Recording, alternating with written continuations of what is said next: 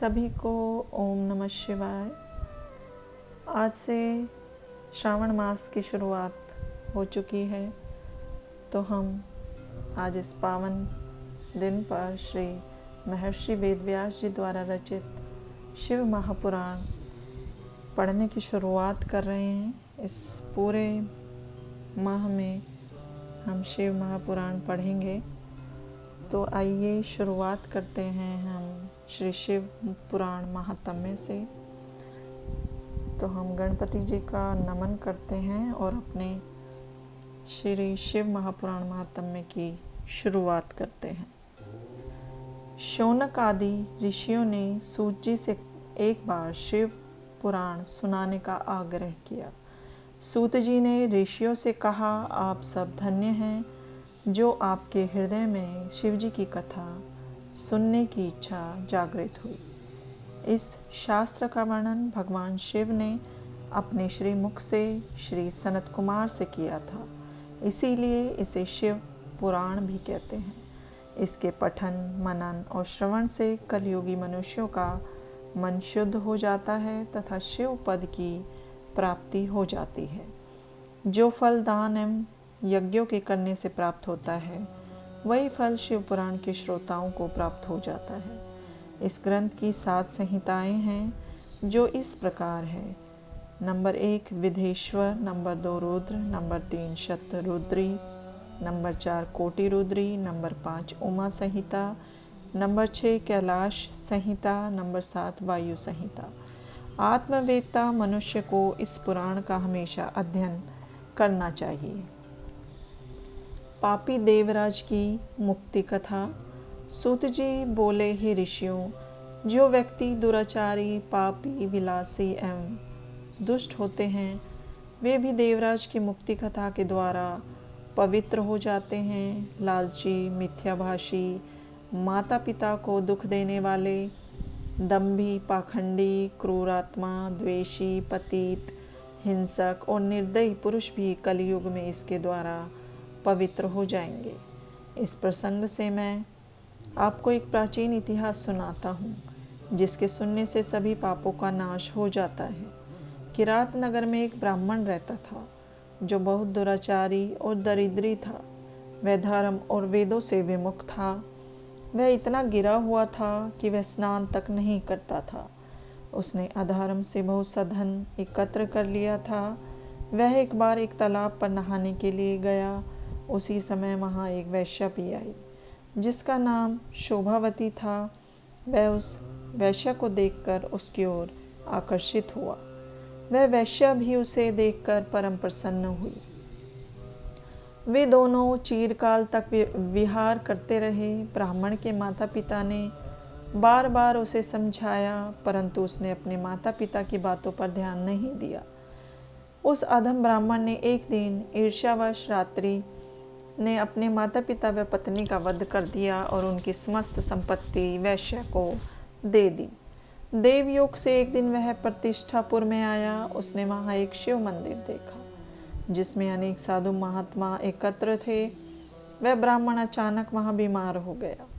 बीमारी की अवस्था में उसने एक ब्राह्मण के मुख से शिव जी की परम पवित्र कथा सुनी। देवराज नामक वह ब्राह्मण 1 मास के बाद मर गया। यमदूत उसे यमपुरी ले गए। उसी क्षण शिवलोक से शिव जी के दूत रुद्राक्ष धारण किए त्रिशूल लेकर यमलोक में पहुंच गए। उन्होंने देवराज ब्राह्मण को यमदूतों से छुड़ाकर विमान पर सवार होकर कैलाश को चल दिए। यमपुरी में कोलाहल मच गया। शोर को सुनकर यमराज स्वयं पधारे और शिव जी के 4 दूतों को देखकर उनकी पूजा की। धर्मराज अपने ज्ञान चक्षु द्वारा सब कुछ जान गए थे। शिवजी के दूतों ने ब्राह्मण को ले जाकर दया के सागर शिवजी के सम्मुख उपस्थित किया कि हे मुनिवरों, शिवजी की यह कथा परम पवित्र है, जिसके श्रवण मात्र से महापापी ब्राह्मण देवराज भी मुक्ति पा गया। इस प्रकार शिव पुराण की कथा को विधि पूर्वक सुनने से अमर फल की प्राप्ति होती है। चंचुला की कथा। वाशकल नाम का एक गांव था, जो समुद्र तट के पास स्थित था।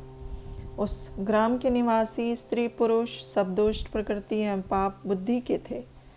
मनुष्य पशुवृत्ति वाले और स्त्रियां व्यभिचारिणी प्रवृत्ति की थी। उस गांव में एक ब्राह्मण रहता था जिसका नाम बिंदुक था। उसने अपनी कामातुर तावश रूपवती पत्नी चंचुला के होते हुए भी वह एक वैश्या के कोठे पर जाने लगा। इस कारण वह धीरे धीरे अपनी पत्नी से विमुख होता गया। कुछ समय तक तो चंचुला अपने काम के वेग को सहन करती रही, परंतु दीर्घ समय तक वह अपनी इंद्रियों पर नियंत्रण न रख सकी।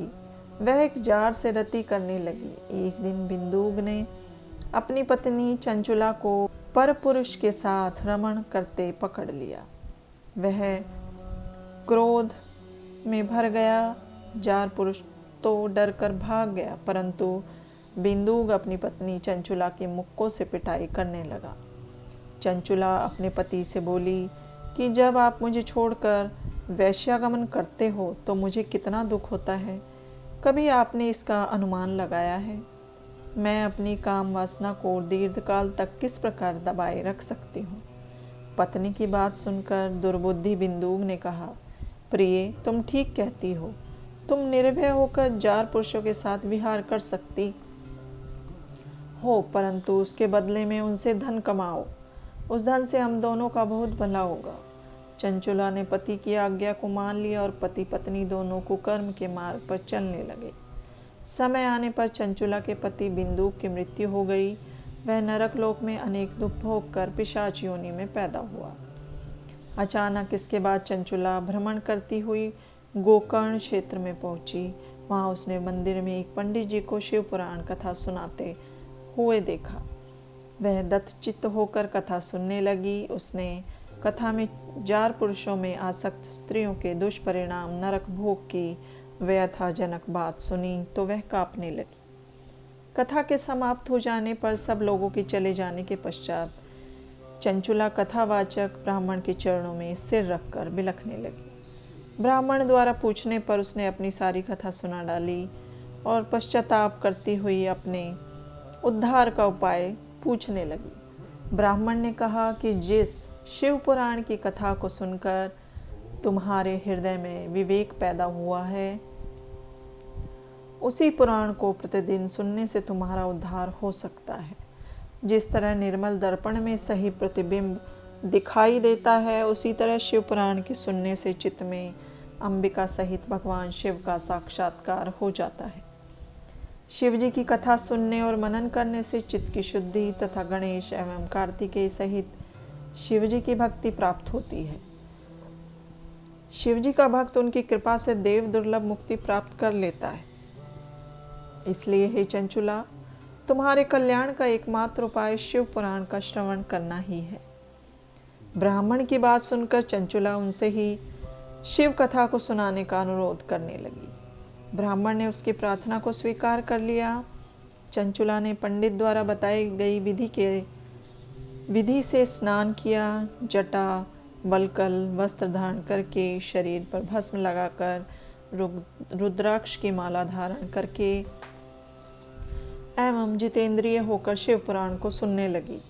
इस प्रकार शिव जी के ध्यान में मगन रहकर चंचुला ने समय आने पर शरीर का त्याग किया और शिवलोक में पहुंचकर उमा सहित भगवान शंकर के साक्षात दर्शन किए। उसकी श्रद्धा भक्ति को देखकर पार्वती ने उसे सदैव के लिए अपना सामीप्य प्रदान किया।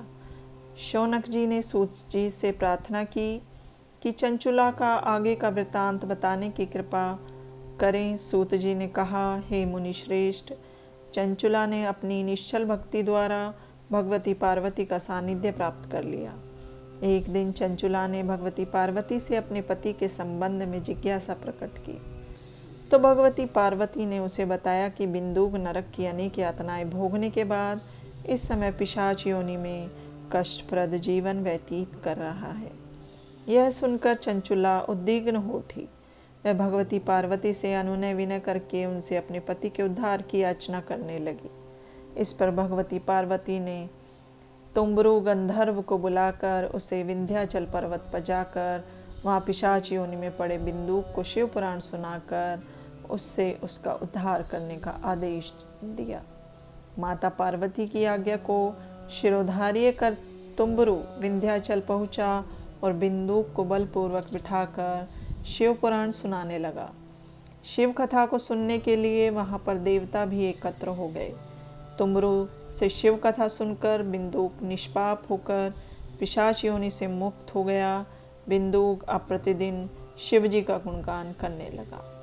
भगवान शंकर ने उसकी अचल भक्ति देखकर उसे अपना गण बना लिया। शिव पुराण सुनने की विधि। शिव पुराण के श्रवण हेतु ब्राह्मण से शुभ मुहूर्त निकलवाना चाहिए। अपने बंधु बांधवों व मित्रों को शिव पुराण सुनने के लिए आमंत्रित करना चाहिए। शिवालय, तीर्थ या घर में ही कथा की व्यवस्था करनी चाहिए। कथा स्थल की भूमि को चित्रों से सज्जित करना चाहिए। केला, चंदोवा आदि से एक सुंदर मंडप को बनाना चाहिए और उसके चारों ओर ध्वजा पताकाएं लगानी चाहिए। वक्ता के लिए उपयुक्त स्थान और सुखद आसन का प्रबंध करना चाहिए। वक्ता को पूर्वाभिमुख और श्रोताओं को उत्तराभिमुख होकर बैठना चाहिए। कथावाचक के प्रति उसकी आयु, सामाजिक स्थिति और शारीरिक अवस्था के भेदभाव को छोड़कर आदर भाव रखें तथा उसे श्रद्धापूर्वक प्रणाम करें। पुराणज्ञ, शुद्ध बुद्धि तथा शांत चित्त ब्राह्मण को अपने यजमान के हित साधन को ही अपना पवित्र कर्तव्य समझते हुए कथा के दिनों में संयम नियम का जीवन व्यतीत करना चाहिए। पंडित जी को प्रतिदिन सूर्योदय से 3:30 पहर तक कथा बाँचनी चाहिए। उसके पश्चात सभी उपस्थित सज्जनों से मिलकर भजन कीर्तन करना चाहिए। शिव पुराण के वक्ता की सहायता के लिए एक पुराणज्ञ पंडित भी होना चाहिए। कथा में आने वाले विघ्नों के निवारणार्थ विधि पूर्वक गणेश पूजन करना चाहिए। कथावाचक पंडित को अपने यजमान के शिव पुराण में साक्षात महेश्वर की भावना कराते हुए उससे इस पवित्र ग्रंथ का पूजन करना चाहिए और उससे यह प्रार्थना करनी चाहिए कि भगवान शंकर उस पर प्रसन्न होकर उसको इस ग्रंथ के मर्म को समझाने और निर्विघ्न श्रवण करने की क्षमता प्रदान करे। यजमान को कथा अवधि में ब्रह्मचर्य तथा शुद्ध आचरण का कठोरता से पालन करना चाहिए। यजमान को ऐसे 5 पंडित अलग से नियत करने चाहिए जो पंचाक्षर शिव मंत्र का निरंतर जाप करते रहें। यजमान का यह भी कर्तव्य है कि ग्रंथ समाप्ति पर वक्ता तथा अन्य पंडितों की अन्न, वस्त्र तथा दक्षिणादि से पूर्णतः संतुष्ट करें। इस प्रकार शिव महापुराण का विधि पूर्वक श्रवण निसंदेह इहलौकिक सुख और पारलौकिक कल्याण को देने वाला है।